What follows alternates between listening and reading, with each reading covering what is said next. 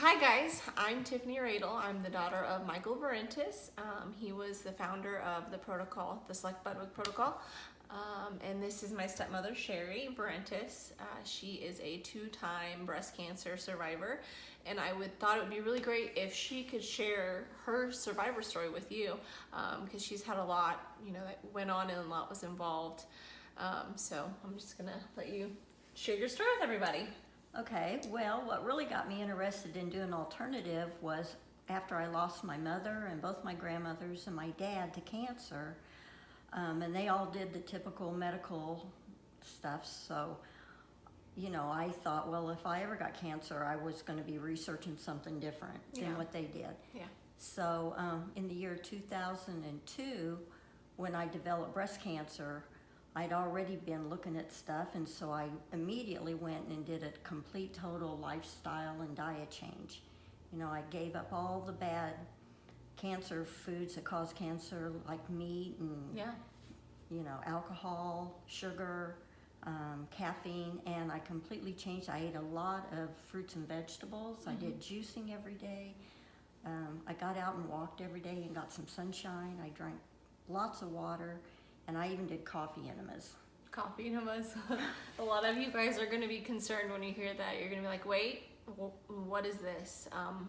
The coffee enemas are a great way to detox, and it's thoroughly explained in the series. You can find all sorts of great information on the internet about it too. So don't be scared, but it really helps speed up the process, I think. Yeah, it makes the recovery a lot faster, and it helps you feel a lot better too.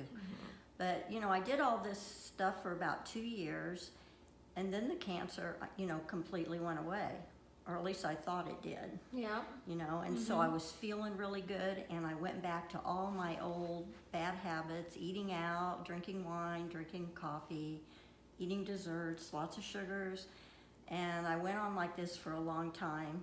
And through all this, I kept working, at my job, and that was another big mistake. Was to work. And she was a hairdresser, so she was around all those toxic chemicals, perms, hair dyes, you name it. And who knows? I mean, I'm sure she knows what's in that stuff now, but it's obviously not good for you. No. So then in about the year 2011, I noticed I had a tumor in my other breast on the other side. And at that point, I think I just didn't want to deal with it. I kind of ignored it. I didn't really, do anything to get rid of it. I just kind of went on my way. And then it took about a year, and then it started growing. Yeah. And it grew really fast. And when I realized I'd waited too long, I decided to go to a surgeon and see if he could remove it. Well, I figured I'd just go in, he'd remove the tumor, and I'd go back and do my cancer diet and everything would be fine. Well, it didn't work out that way. No. I went in, and when he saw the tumor, he said it was too large, that he couldn't remove it. And he said, well, if I would go do chemotherapy and radiation, that maybe then he could come back and take it off. Yeah. But because of my past experience seeing what chemo and radiation did, I wasn't about to go do that. So I didn't want to do the chemo and radiation because I knew I needed my immune system to fight cancer, and that the chemo would kill my immune system. So I just went home, and at that point, I really didn't know what I was going to do. Yeah.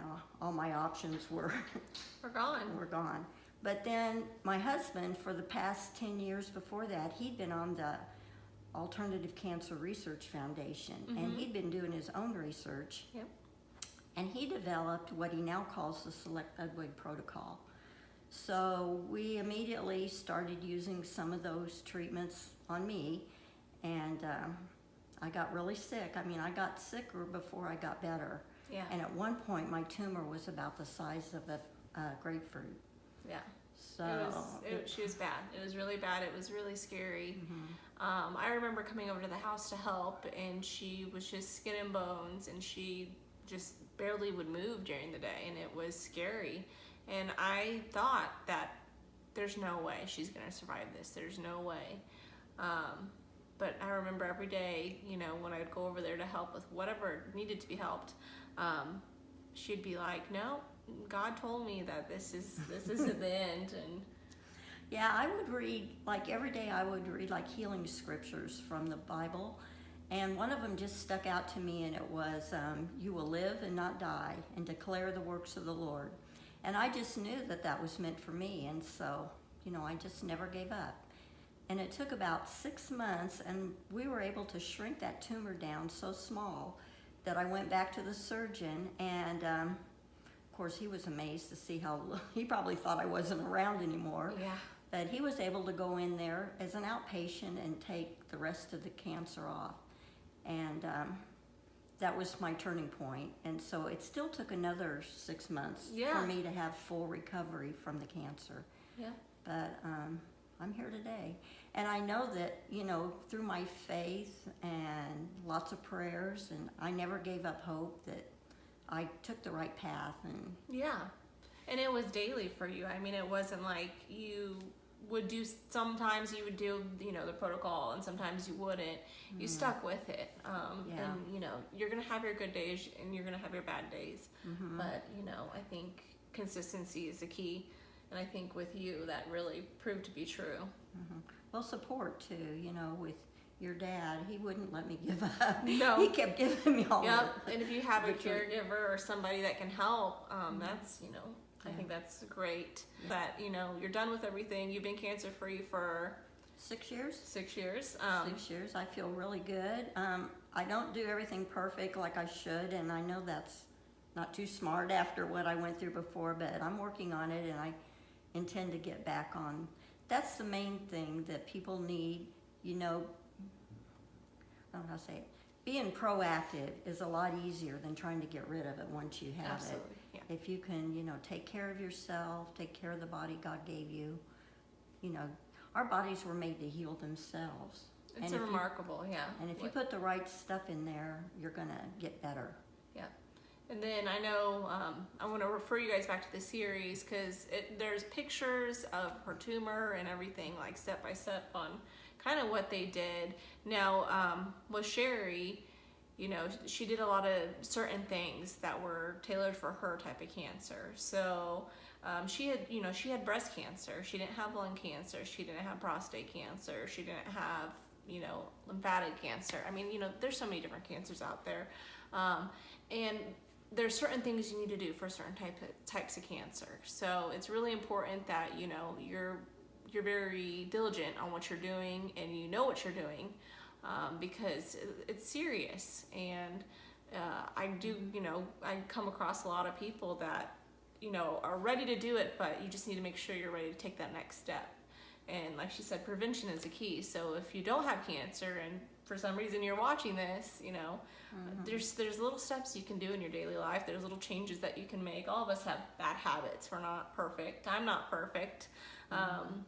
But we try to, be a little bit better every single day. Yeah. Well, it was good talking to you guys for the first time. I hope you enjoyed hearing her story. And if you do want to do a consultation, you can go to our website at www.cellect-budwig.com. It's CELLECTBUDWIG.com. And there is lots of information on there. If you have questions or comments or feedback or whatever it may be, feel free to email me. My email is linked in the Facebook page and on our website, but if you have a pen and paper and you'd rather do it that way, my email is Tiffany, TIFFANY, .radel, REDEL, @yahoo.com. And you can talk to me that way, and I'm more than happy to get you guys going and help you guys out. So you guys enjoy the rest of your day. Thanks. Bye.